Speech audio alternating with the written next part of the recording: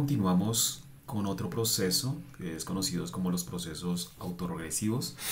Lo que vamos a hacer es hacer el mismo procedimiento que hicimos con los procesos MA, pero en esta ocasión voy a ir un poco más rápido porque digamos los procesos algebraicos van a ser muy parecidos, así que vamos a ver cada una de las características del proceso autorregresivo o simplemente un AR.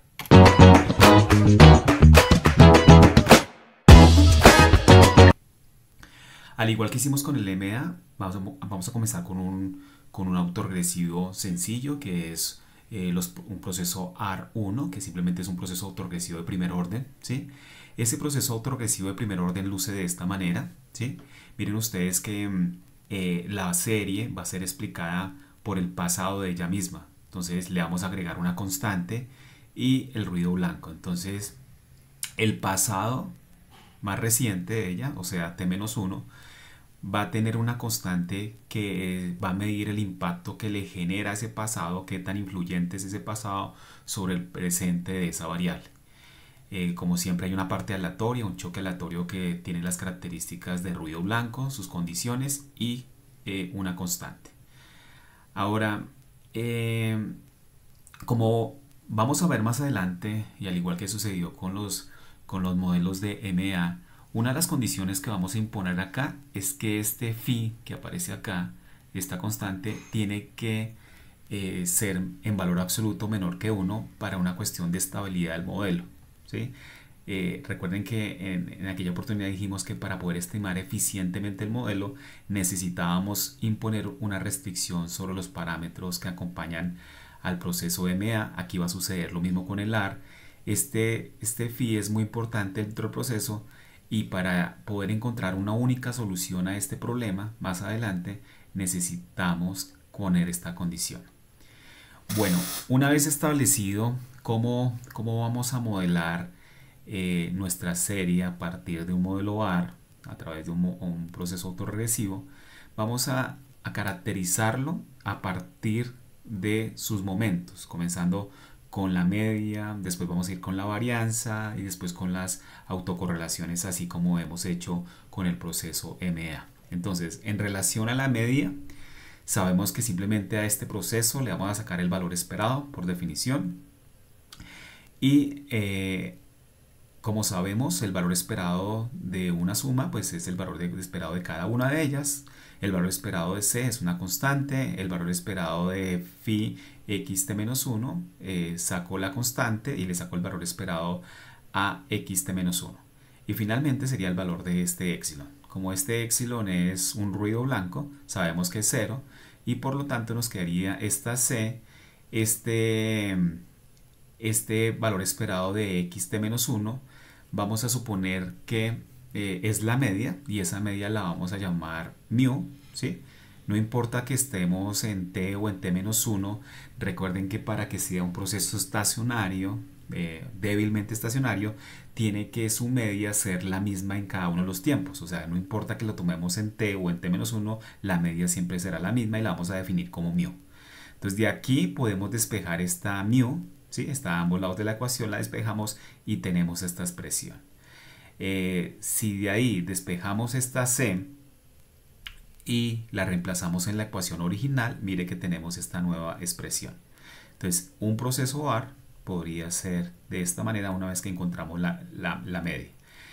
En realidad esta ya es la media, este es el valor medio, más adelante lo vamos a utilizar, pero estamos utilizando esta reconvención del proceso para trabajar sobre las autocovarianzas, tanto para la varianza como para las autocovarianzas de orden mayor a 1, de j mayor a 1. Entonces, una manera más fácil de trabajar esto es trabajándolo con desviaciones, trabajar esas x con respecto a su media.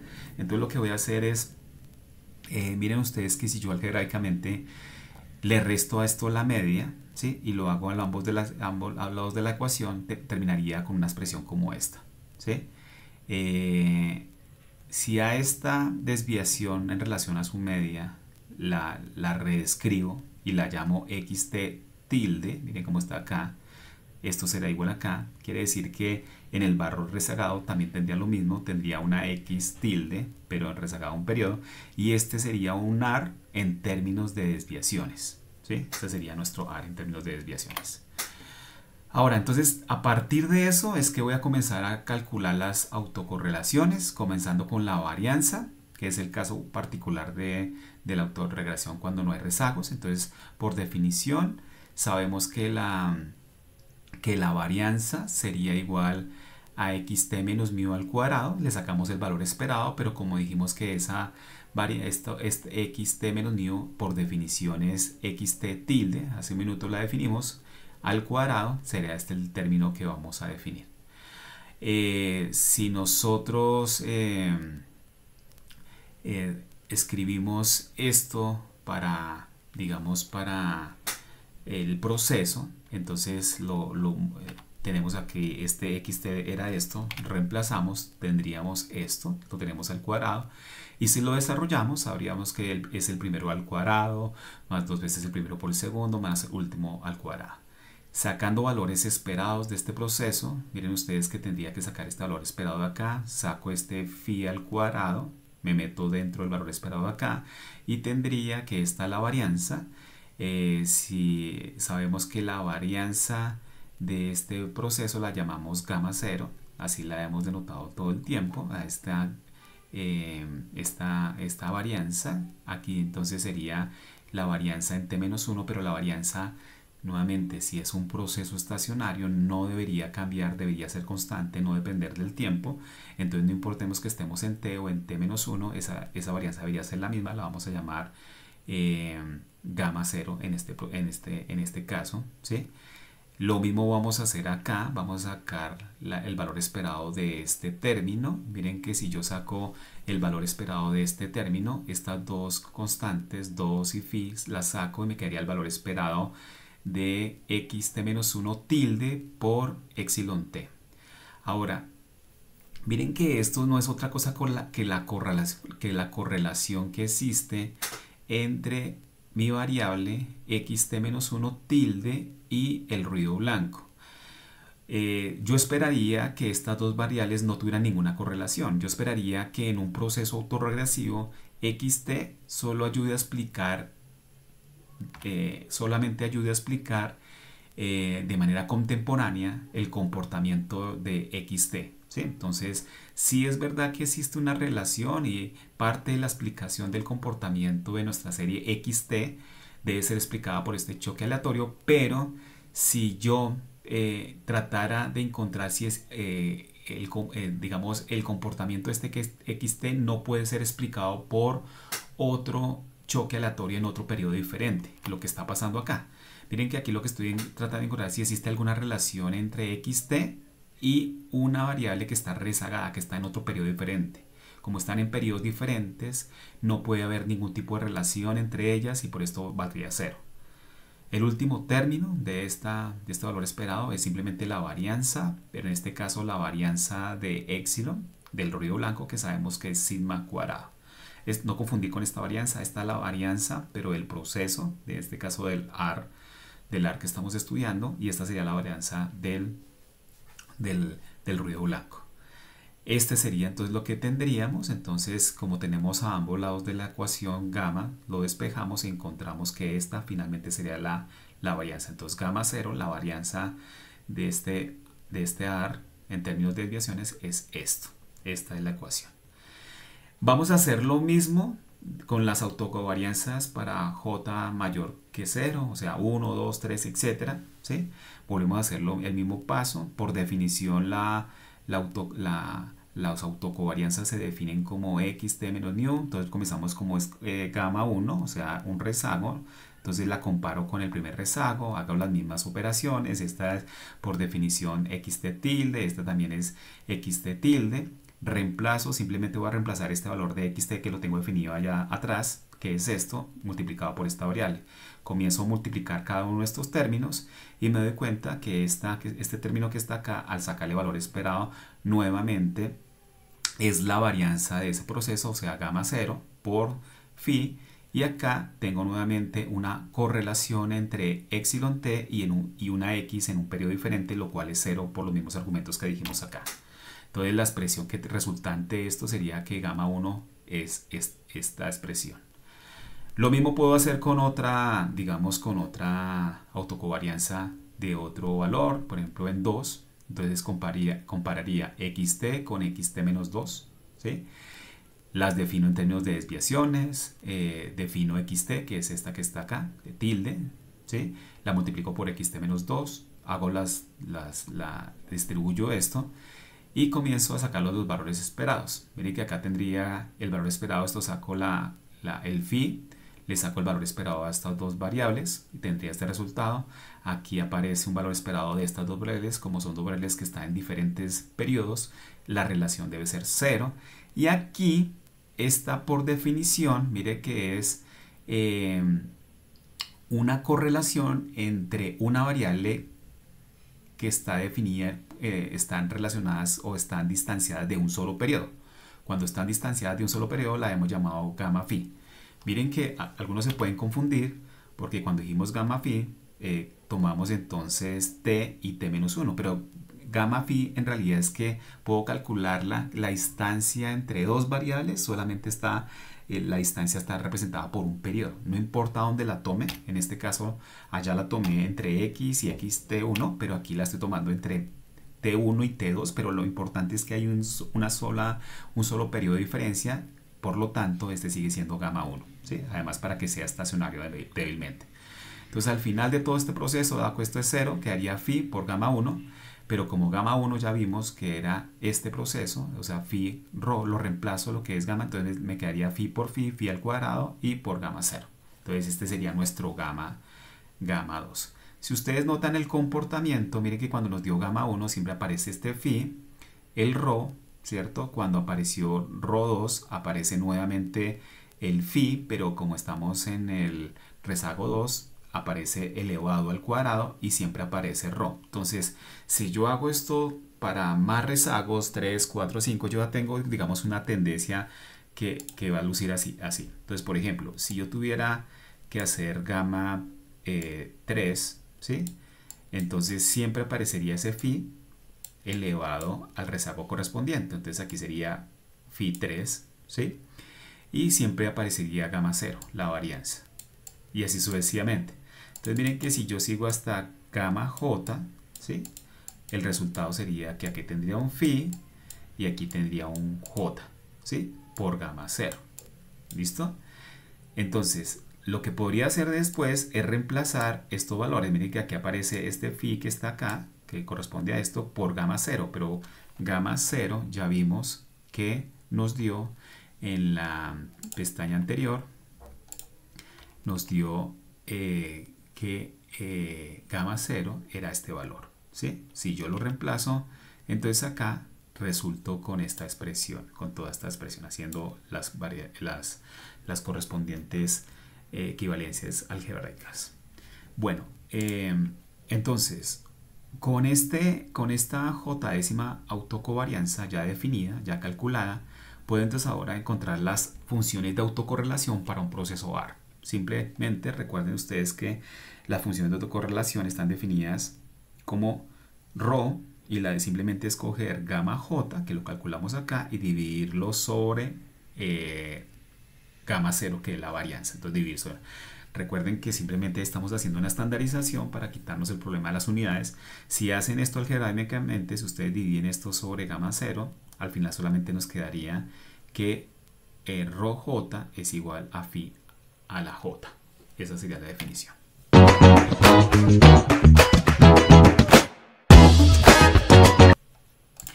Bueno, ¿cómo podríamos expresar esto alternativamente? Mire, vamos tomando nuevamente una secuencia de ruidos blancos, con todas las condiciones que implica el ruido blanco. Vamos a arrancar de un proceso AR1 así como lo definimos hace un segundo. Esta sería la manera. Solamente que voy a pasar este término al lado izquierdo de la ecuación y me quedaría de esta manera.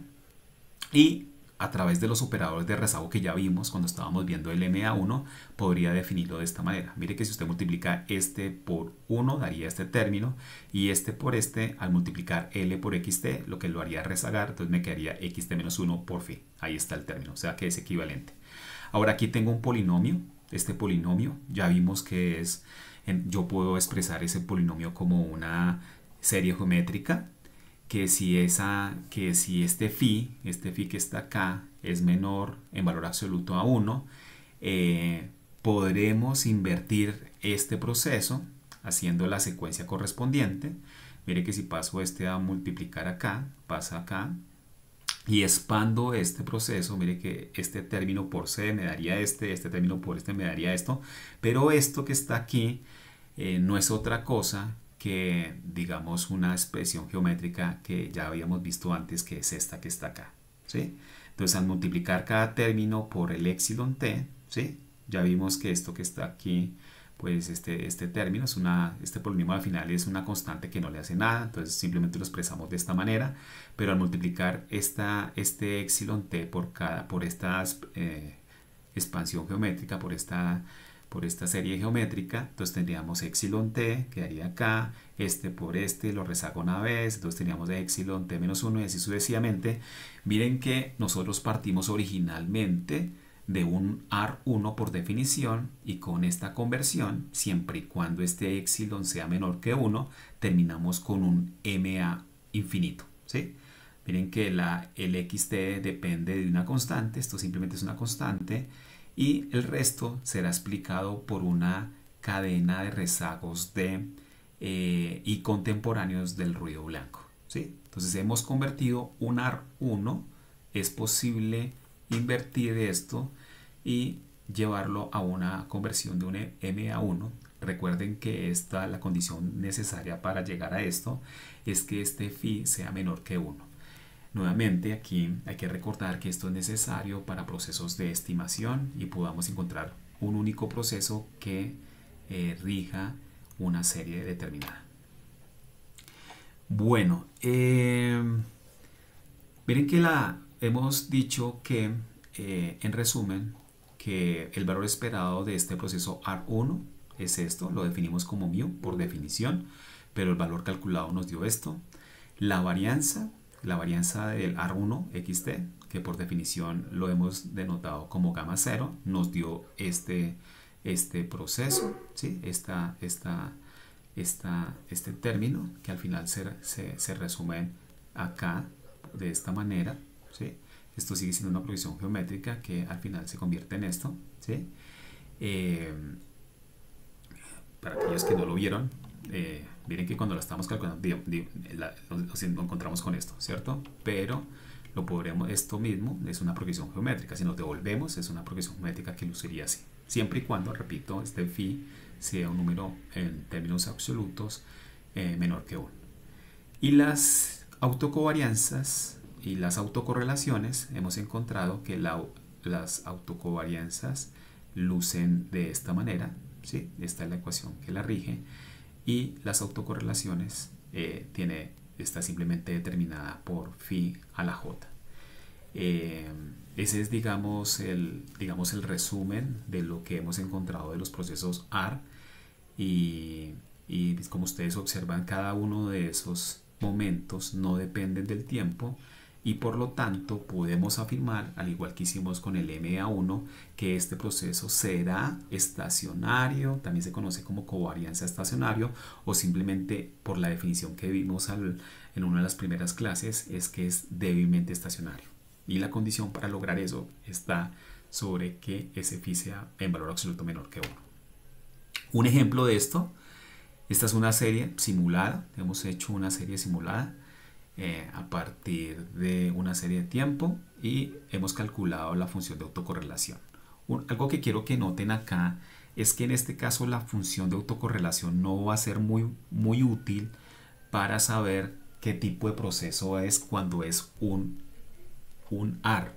Vimos que cuando es un proceso MA1 sí es muy útil, nos ayuda con precisión para saber si mi serie en realidad fuera un MA1, la función de autocorrelación no nos permite a identificar precisamente si ese es un M1. Pero en este caso, por ejemplo, esta serie que sale de esto, esta serie que ustedes están viendo acá, sale de este proceso, suponiendo que C es igual a 0. Miren ustedes que en este caso, sabiendo que es un AR1, la función de autocorrelación tiene unos residuos que van desvaneciendo lentamente, ¿sí? Cuando es un MA, ustedes recordan que la función de autocorrelación se trunca rápidamente, ¿sí? Se trunca tantos rezagos del choque aleatorio existan, ¿sí? En el caso de M1, en un MA1 solamente había un rezago que sobrevivía y en este caso que estamos viendo un AR, miren que los rezagos a partir del rezago 1 en adelante hay varios rezagos que permanecen a pesar de que este es un AR1, ¿sí? Entonces no va a ser muy útil el ACF para identificar procesos de este tipo.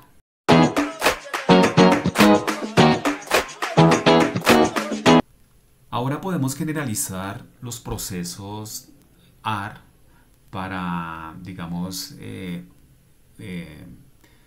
para rezagos más altos, ¿sí? Supongamos que los rezagos llegan hasta P.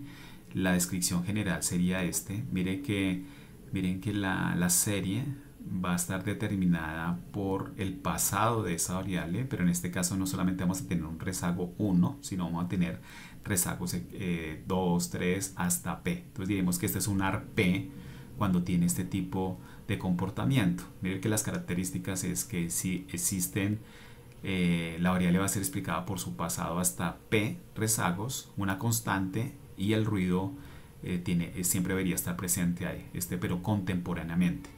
Cualquier otro residuo de otro orden no debe estar correlacionado con XT.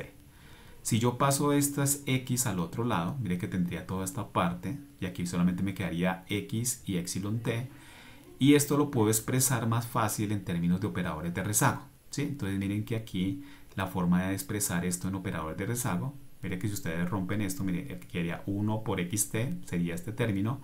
Aquí tendría menos phi por L multiplicado por X, la L rezaga esta X, entonces tendría esta que está acá, y así sucesivamente.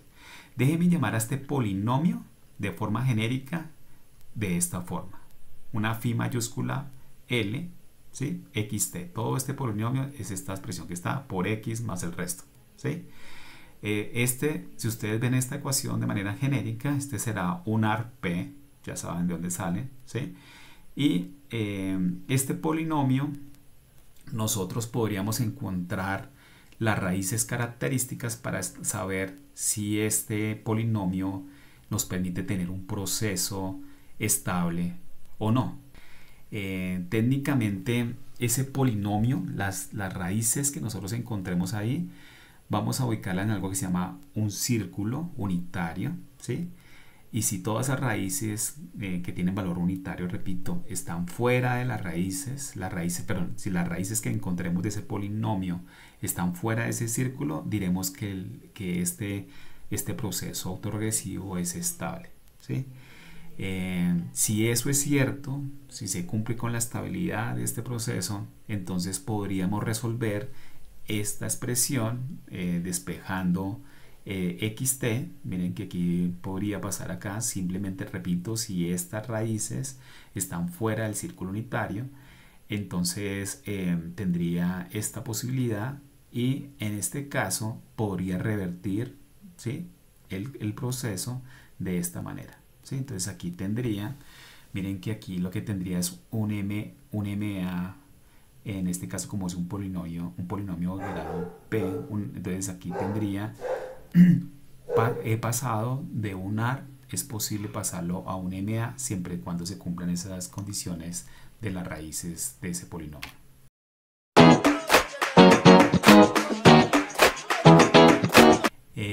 Al igual que antes, aquí vamos, digamos, cerrando este proceso, es que yo le podría calcular el valor esperado. Hace un segundo vimos que el valor esperado de este proceso es este sería la media.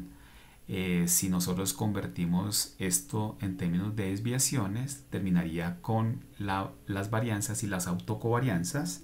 Entonces, en el caso de la varianza, cuando j es igual a 0, esta sería la varianza, la definición de varianza, y haciendo operaciones que ya hemos visto, las autocovarianzas para j mayor que 0 sería esta ecuación.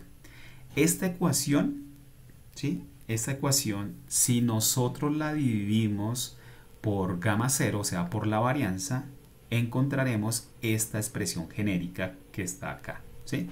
Miren ustedes que voy a hacer solamente un ejemplo. Es que si yo cojo esta última ecuación, por definición, rho j es igual a coger a gamma j, que simplemente es toda esta ecuación que está acá, y dividirla sobre gamma 0, ¿sí? Entonces, hay que coger cada uno de estos términos y dividirlo sobre gamma 0. Entonces, por ejemplo, el primero nos daría gamma 1 por dividido entre gamma j menos 1 sobre gamma 0, ¿sí? Esto que está aquí no es otra cosa que, este sería phi, el que aparece acá, esto sería rho j menos 1, ¿sí? Que es lo que aparece acá. Si lo hago así con cada uno de los términos, termino con esta ecuación, que esta ecuación es muy famosa porque es la ecuación que me va a permitir calcular las funciones de autocorrelación en términos generales para un proceso ARP, ¿sí? Ya voy a hacer un ejemplo, pero esta ecuación se conoce genéricamente como la ecuación Joule-Walker. La ecuación Joule-Walker es la que me permite hacer una generalización de los procesos AR, y con esto es que voy a encontrar las funciones de autocorrelación y con eso puedo escribir mis series de tiempo. Bueno, un ejemplo. Supongamos que tenemos esta ecuación, ¿sí? Esta ecuación, como ustedes pueden ver, es un AR2, ¿sí? Es un AR2, es un proceso autorregresivo de orden 2, ¿sí? Entonces, si yo me devuelvo un momento a la ecuación Joule-Walker, esta ecuación yo la podría cortar hasta acá, ¿sí? Miren que la ecuación Joule-Walker, si ustedes se devuelven acá, la ecuación Joule-Walker es este proceso. Miren que aquí en la ecuación Joule-Walker tendría, si yo tuviera dos rezagos, tendría PJ, ¿sí? Es igual a phi 1 por rho j menos 1 más, aquí que seguiría phi 2 por rho j menos 2, ¿sí? Esto nos debería decir que aquí estamos siguiendo un proceso AR2, ¿sí? Como es lo que estamos viendo en la siguiente filmina, ¿sí? En el siguiente slide. Entonces miren que aquí, como insisto, tenemos este caso utilizando la ecuación Joule-Walker, ¿sí? Tenemos a partir de esta ecuación, un proceso AR2, puedo coger la ecuación Joule-Walker, la corto en j-2, y en este caso, miren ustedes que este 0,8 correspondería a este phi 1 y este 0, menos 0,5 correspondería en este caso a este rho 2, ¿sí? Entonces lo que vamos a hacer a continuación es iterar sobre esta ecuación Joule-Walker acotada en estos dos términos para encontrar los diferentes valores de las autocovarianzas. Entonces miren esto. Comencemos con, digamos que vamos a comenzar con rho 1. Vamos a comenzar con un rho 1. Entonces voy a utilizar esta ecuación. Entonces sería rho 1 sería igual a phi 1, sería rho j, pero aquí j vale 1, entonces 1 menos 1 daría 0, ¿sí? Más phi 2 por rho j, j vale 1 y 1 menos 2 daría menos 1, pero por equivalencias esto sería rho 1, ¿sí? Sería rho 1, que es esta expresión que tengo acá, ¿sí? Miren que si, como aquí tengo a ambos lados de la ecuación, tengo rho 1 y rho 1, despejando este rho, terminaría con esta ecuación que está acá, ¿sí? Y haciendo las equivalencias de estos parámetros, este phi 1 sería este, ¿sí?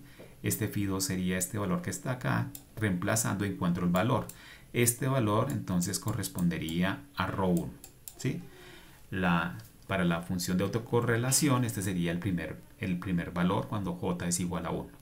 Lo mismo podría ser para j igual a 2, o sea, voy a encontrar ρ2, en este caso tendría phi 1 por ρ1, pero ya encontramos el valor de ρ1, que es este numerito que está acá, entonces aquí simplemente lo reemplazaría, ¿sí? Este phi 1 lo conozco, es 0,8, reemplazo phi 1 que me dio este número que está acá, ¿sí?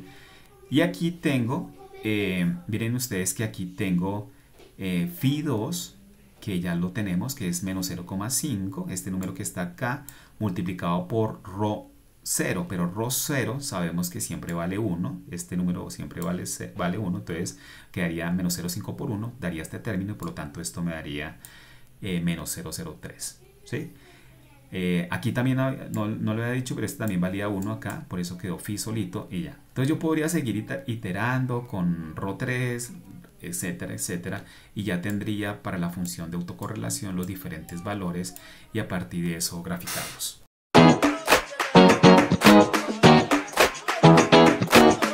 Bueno, miremos este ejemplo donde tenemos dos series de tiempo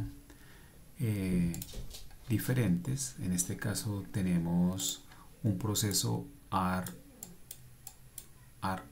un R1, ¿sí? Mire que esta serie solamente está afectada por un rezago de ella misma, ¿sí? Y en la otra tenemos un R2.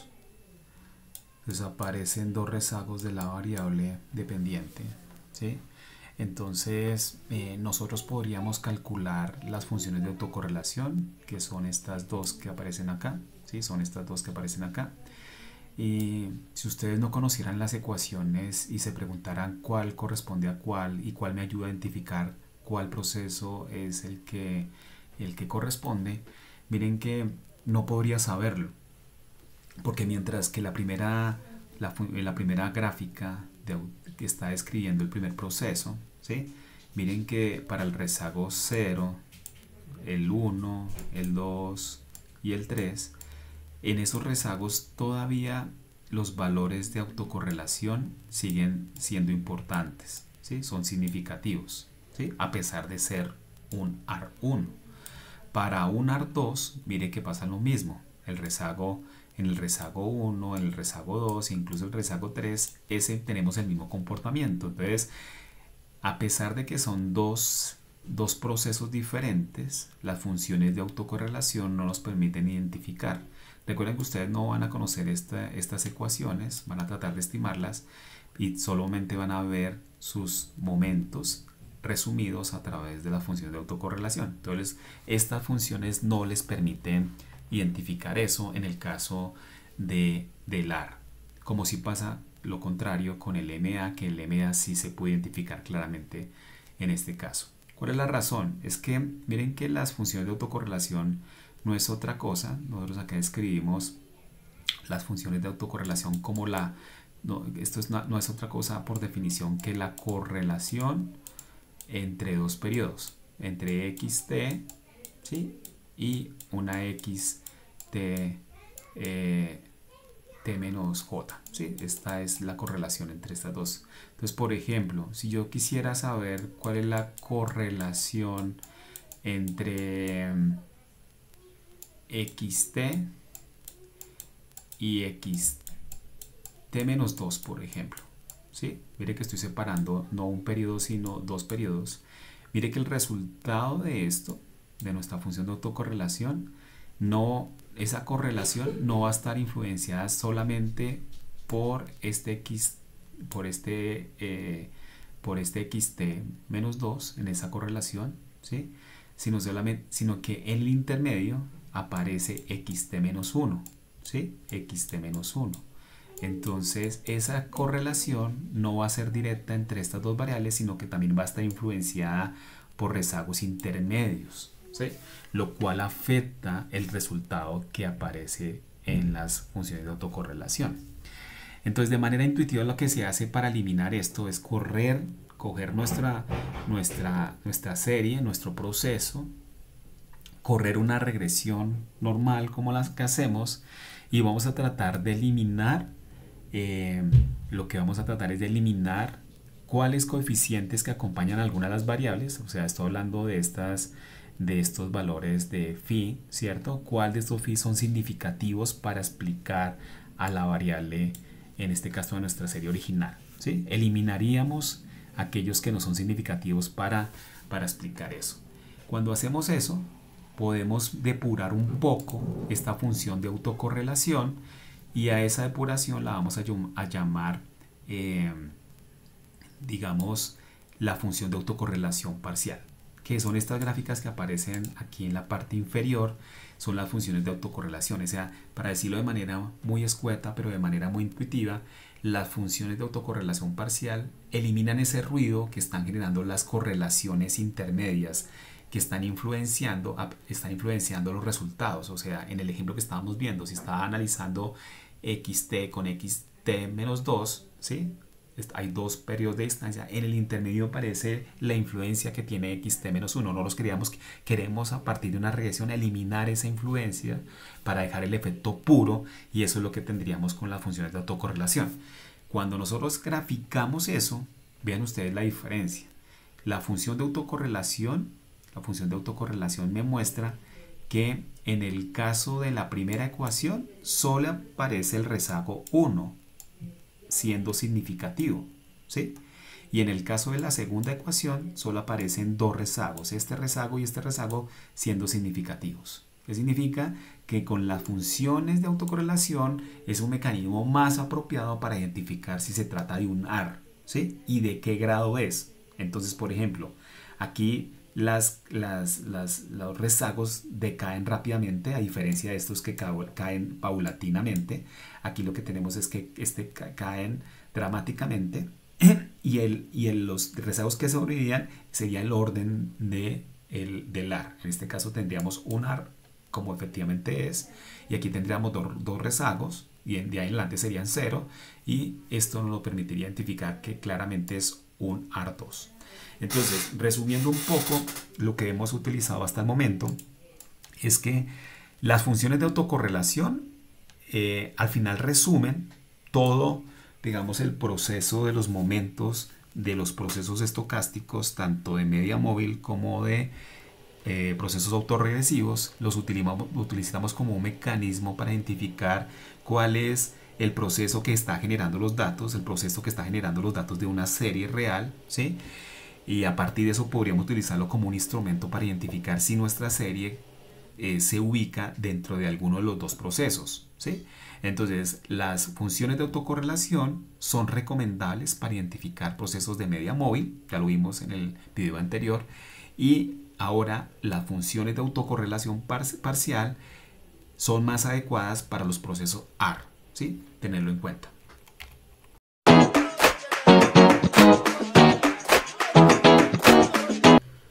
Ahora, ya podríamos en este momento entonces hacer una combinación de los dos procesos. La combinación de los dos procesos los vamos a llamar ARMA. Esto de ARMA viene por la combinación de un proceso autorregresivo. La primera parte es un proceso autorregresivo AR y la segunda parte viene del proceso MA. Entonces, alguna serie podría tener una combinación de los dos procesos, ¿sí? Entonces miren que esta ecuación es la forma genérica de esta parte hasta acá, ¿sí? De esta parte hasta acá tendríamos un proceso ARP, ¿sí? Este sería nuestro ARP, ¿sí? Y de ahí en adelante tendríamos que de acá en adelante esto sería un MQ, ¿sí? Este sería una MQ de acuerdo a lo que hemos dicho hasta el momento, ¿sí? Entonces, como ven, tenemos una combinación de los dos que lo vamos a llamar un ARMA PQ. Una serie podría tener una combinación de los dos, ¿sí?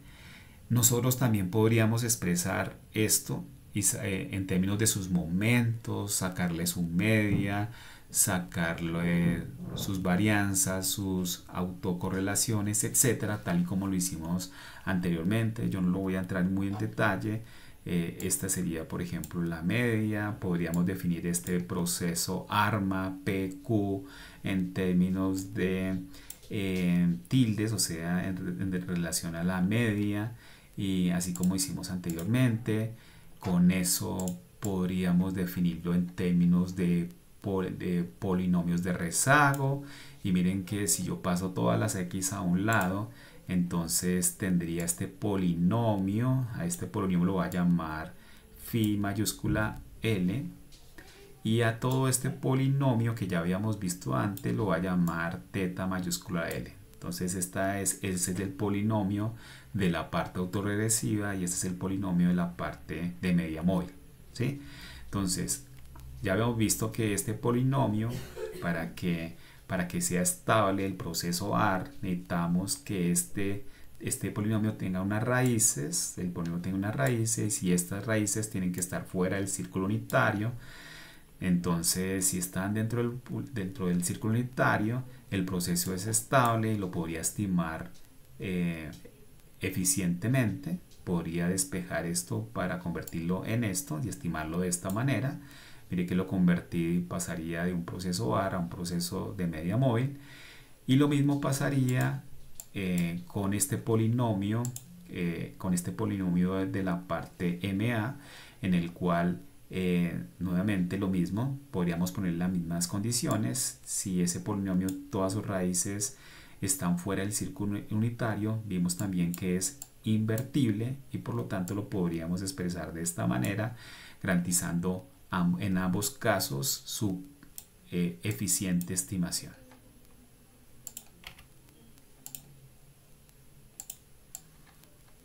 Bueno, un punto importante que debo señalar de todo lo que hemos visto hasta el momento es que, volviendo a la manera en como acabo de expresar el arma PQ, es que lo puedo expresar a partir de estos dos polinomios, ¿sí? Mire que aquí tengo unas raíces, ¿sí? Es como si yo tuviera 1 más x, lo que ustedes veían en sus álgebras sencillas. Por ejemplo, hasta aquí yo podría saber a través de raíz de una cuadrática, por ejemplo, descubrir cuáles son las raíces. X sería igual, esto tiene dos raíces, entonces aquí sería x1, x2, ¿cierto? Saber cuáles son las raíces. Esa es la idea general de esto. Entonces, miren ustedes que acá, de esta manera también podría sacar una raíz, ¿sí? Pero resulta que esas pueden haber que dentro de un polinomio existan raíces que son comunes, ¿sí? Que tengan el mismo valor. Entonces, por ejemplo, supongamos que de aquí saco una raíz. A esa raíz la denoto de esta manera, ¿sí? Y del otro polinomio también tengo otra raíz, ¿sí? Que son, digamos, en términos generales puede pasar que tengan el mismo valor ambos polinomios, ¿cierto? Tienen raíces en común. Y mire que al factorizarla las puedo sacar de allí, ¿sí? Y el restante del polinomio, el resto que queda de ahí, el resto de raíces, el resto del polinomio, llamarlo de esta manera poniéndole un asterisco, y aquí lo mismo con el teta poniéndole un asterisco. Miren que si tengo dos raíces que son comunes en ambos polinomios, esto se podría cancelar y el proceso ARMA tendría un proceso que tiene una variable menos, ¿sí? Un rezago menos, y por lo tanto ya no lo llamaría un arma PQ, sino un arma P menos 1, Q menos 1, ¿sí? Ahora, ¿por qué es esto importante? Porque cuando pasa esto en un arma, ¿sí? Miren que al final lo que les quiero decir con esto es que este proceso, ¿sí? Este arma PQ es equivalente a esto. Solamente que aquí le saqué una raíz que está sobrando, que la puedo factorizar, que está sobrando, ¿sí? Y siempre cuando uno hace estimaciones, yo tengo que hacer una estimación de esto, ¿sí? Cuando ya tenga mi modelo armado, al final lo que tengo que descubrir cuántos son el valor de los parámetros, ¿sí? Entre ellos phi, tetas, bueno, todos esos parámetros los tengo que estimar. Pero cuando tengo que hacer estimaciones econométricas, siempre es mejor estimar modelos que tienen menos parámetros. Recuerden que para hacer algunas estimaciones y hacerlo más preciso, y entre más variables yo ingrese al modelo, pierdo más grados de libertad, ¿sí? Y esos grados de libertad me hacen perder precisión en las estimaciones. Entonces, en este caso, cuando yo puedo demostrar que los polinomios del proceso AR y del proceso MA tienen polinomios en común y los puedo eliminar, yo siempre me voy a quedar con el proceso que tiene menos parámetros para estimar, ¿sí? Porque la estimación va a ser más eficiente. Cuando yo tengo un polinomio, un arma como este, ¿sí? Que tiene, repito, raíces que tienen, en ambos procesos tienen raíces en común, voy a decir que este arma, este proceso, está sobreparametrizado, ¿sí? Porque lo puedo factorizar y eliminarlo para que quede un proceso con menos variables, haciéndolo más eficientes para estimar. Y entonces diremos que este nuevo proceso que surge, que tiene, repito, tiene menos rezagos, es más parsimonioso, ¿sí? Es más parsimonioso para generar los datos en las estimaciones, ¿sí? Esto es clave. Siempre voy a preferir entonces modelos que tengan estas características.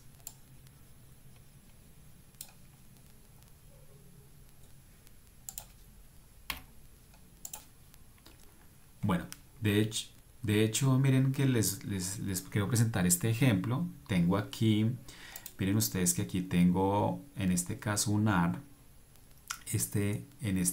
Arma, perdón, es un arma en el cual tengo en el proceso AR, tengo un AR 2, ¿sí? Tiene dos rezagos. Y en la parte MA, tengo también dos rezagos. Este es un MA2, ¿sí? Entonces, y por otro lado, tengo esta expresión que está acá, que en este caso es un AR con una solo rezago, o sea que este sería un AR1, ¿sí? Un AR1, y este sería un MA1, ¿sí?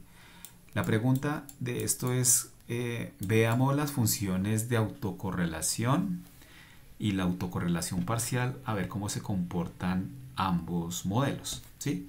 En la primera línea que ustedes ven acá corresponden a esas dos funciones. Esta sería la ACF, la función de autocorrelación del primer modelo, de este modelo que está acá, y aquí habría la PACF, o sea, la función de autocorrelación parcial por sus siglas en inglés. Quiero que noten una cosa. Miren que aquí el modelo, cuando yo fuera a estimar al segundo modelo, yo no podría diferenciar ninguna de las dos. Miren que prácticamente, si ustedes ven, se ponen a analizar qué diferencias existen entre el primer modelo, que son estas dos gráficas. Repito, esta sería la función de autocorrelación y esta sería la autocorrelación parcial, ¿sí? No podría haber ninguna diferencia. De hecho, son exactamente iguales, son las mismas gráficas.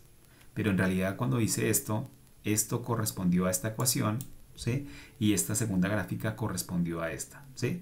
Entonces, ¿qué es lo que me está demostrando esto? Que estos dos modelos son exactamente iguales. Son exactamente iguales. Solo que esto, al factorizarlo, van a tener raíces en común. Los dos procesos, este proceso AR y este proceso tienen raíces en común. Los podría factorizar y eliminarlas y resultar con generando los mismos datos, ¿sí? Los mismos resultados en las dos gráficas. ¿Cuál de los dos modelos yo me debería quedar? Con el que es más parsimonioso. En este caso, entre estos dos modelos que generan los mismos procesos, generan las mismas estadísticas en términos de momentos, yo preferiría esto para estimar al modelo.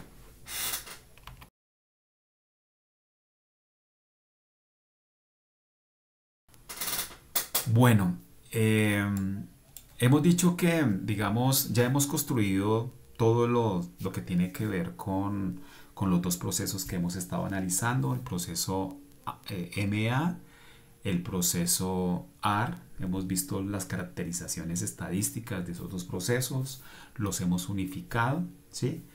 Pero miren que esos dos modelos están hechos de manera idealizada, ¿sí? Si una serie, si unos datos reales eh, se comportaran o estuvieran generados por un proceso de esas características, eh, en la práctica lo que tenemos que hacer es primero identificar a qué tipo de proceso pertenece mi serie de datos. Entonces, suponga que tengo unos datos, ¿sí? Una serie de tiempo que voy a suponer que es débilmente estacionaria, y aquí tengo estos datos, este vector es mi serie, ¿sí? Eh, y voy a suponer que una vez que he identificado o creo o sospecho cuál es el proceso que mejor representa o que genera mi serie, ¿sí? Lo que tengo que hacer a partir de eso es estimar ese modelo, ¿sí? Me explico un poco. Entonces, miren que lo que en realidad nosotros tenemos es que hemos visto que a partir de las funciones ACF, a partir de las funciones de autocorrelación y a partir de las funciones de autocorrelación parcial, en el caso de un AR, ¿sí?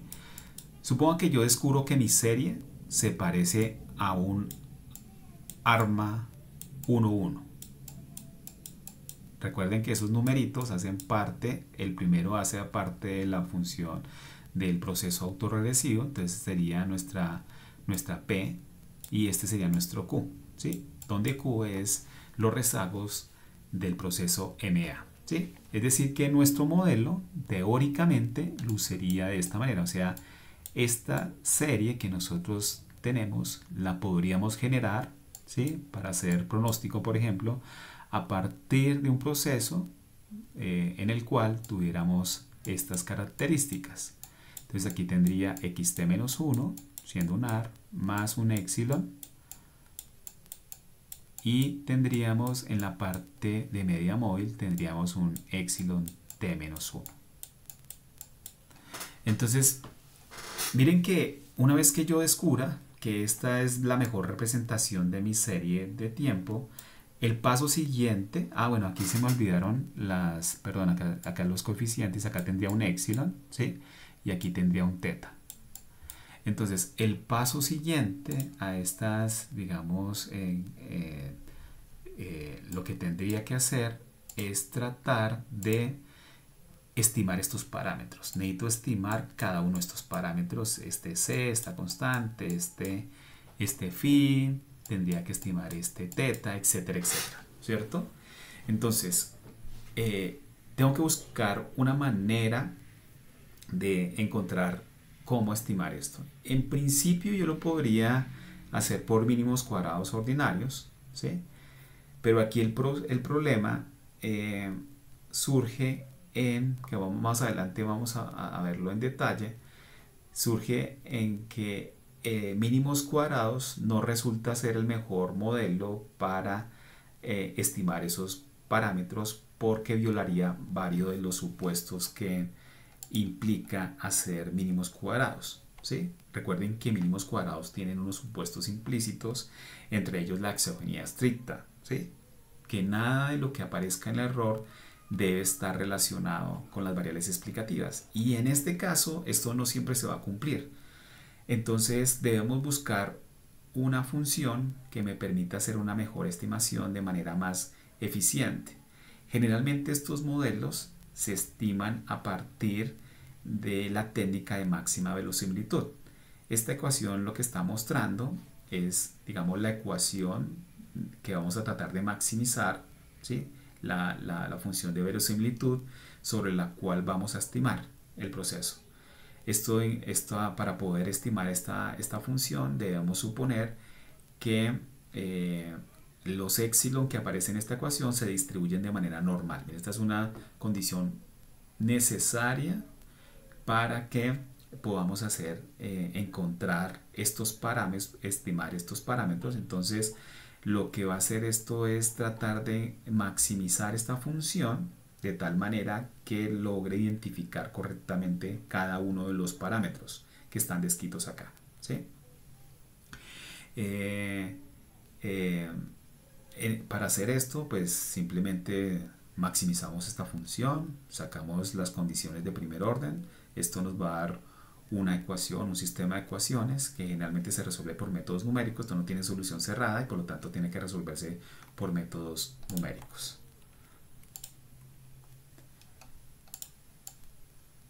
Bueno, una pregunta que uno siempre se debe hacer en estas estimaciones es cómo seleccionar los modelos. Miren que siempre en teoría nos han dicho, bueno, el proceso ARMA es un PQ y ese ARMA pues depende de cuántos rezagos meterle a P, cuántos rezagos meterle a Q, ¿sí? Y que para poder hacer la estimación por máxima verosimilitud yo tengo que saber con precisión cuántos P y Q debo ingresar al modelo, ¿sí? Sin embargo, en la práctica uno no siempre sabe cuánto es P y Q, ¿sí? Claro, vamos a ver que la ayuda de las gráficas de autocorrelación, ¿no? Hemos estado analizando que las funciones de autocorrelación y la autocorrelación parcial son las que nos van a ayudar a identificar ese P y Q, pero en la práctica lo que se hace es lo siguiente. Nosotros vamos a tratar de estimar varios modelos, o sea, vamos a tomar una primera aproximación a través de esas gráficas, vamos a estimar los modelos utilizando varias especificaciones, o sea, puedo tomar a partir de la gráfica y decir, bueno, probablemente este proceso sea un arma 1-1, ¿sí? O este podría ser, la verdad, el único proceso es realmente un arma puro o un arma Q, y a partir de eso comenzar a estimar los modelos y al final el que más se ajuste a las estimaciones será el que voy a escoger, ¿sí? En la práctica uno debería escoger el modelo más parsimonioso, ¿sí? Recuerden que entre más rezagos yo meta de los procesos, estoy perdiendo grados de libertad y hace que digamos, yo pierda eficiencia, pierda precisión en el modelo, ¿sí? Entonces, escoger el P y el Q adecuado es muy importante para encontrar modelos que se hagan más precisos, ¿sí? Miren que cuando uno mete más rezagos, generalmente cuando uno mete más variables en una regresión, más ajuste logro en el modelo, pero pierdo precisión en las estimaciones. Entonces hay una disyuntiva entre las dos cosas. Pero en general, lo que hemos estado hablando aquí es la metodología sugerida por Bose-Jenkins, y esa metodología sugiere en general que los modelos más parsimoniosos son los que deberíamos elegir por la discusión que ya tuvimos antes. Bueno, algunas sugerencias para hacer las estimaciones. Recuerden que antes de hacer cualquier estimación traten de hacer transformaciones de los datos, no ingresen los datos de manera pura. Los datos pueden venir sucios porque pueden tener datos perdidos, pueden tener algunas características no deseables, si es necesario hacer algunas transformaciones Boscos para buscar cierta parsimonía, cierta estructura en los datos, buscar algunas cosas que se encuentren, datos atípicos por ejemplo, tratar de hacer transformaciones necesarias antes de ingresar a estimar los modelos. Para las estimaciones es recomendable siempre tratar de estimar modelos con rezagos pequeños, utilizarlo en lo posible, encontrar P y Q lo más pequeños posibles, estimar los parámetros y una vez estimados esos parámetros realizar los diagnósticos necesarios. Miren que para poder validar los modelos que nosotros vamos a estimar después es necesario validar los supuestos, sobre todo de el ruido blanco. Miren que la piedra angular de todos los dos procesos ha sido ese proceso aleatorio epsilon, que tiene que ser ruido blanco, y en la práctica es que una vez que estimemos el modelo nosotros debemos verificar si efectivamente ese ruido aleatorio, ese choque aleatorio es ruido blanco. En la práctica pues lo que tendríamos que hacer es calcular los residuos y a partir de los residuos saber si su media es cero, si su variancia es constante, si las autocorrelaciones no cambian con el tiempo. Eso es lo que tendríamos que hacer. No hay autocorrelación, entre otras cosas.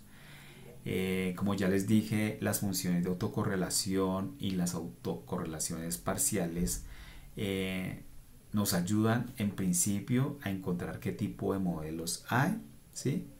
Pero a veces nosotros recurrimos, como yo les decía, en esta etapa es mejor hacer estas dos gráficas porque son las que hemos estado construyendo a través de los momentos, nos van a dar como una primera aproximación de cuál es el mejor modelo. Sin embargo, en la práctica se suele estimar varios modelos, ¿sí? Y utilizar algún criterio de selección, ¿sí? Entonces, en la práctica se utilizan algunos criterios como por ejemplo el arcaico o el bayesiano, ¿sí? Recuerden que estos indicadores son simplemente para ver el que mejor ajuste, y el número de estos dos indicadores, el que tenga el menor número, será el que mejor está ajustado. Entonces, uno, por ejemplo, corre de la serie original, uno le calcula las ACFs y la PACF, le calcula sus funciones de autocorrelación y autocorrelación parcial, uno descubre una posible estructura ARMA, ¿sí? Y a partir de eso comienza a construir modelos alternos y les calcula estos indicadores, el arcaico o el bayesiano, y de todos esos, de esto se hace más artesanal, de todos esos me voy a quedar primero con el más parsimonioso, pero sobre todo el que tenga estos indicadores, estos criterios, el que tenga el número más bajo posible. Esa es como, digamos, la sugerencia en la práctica para hacer esto.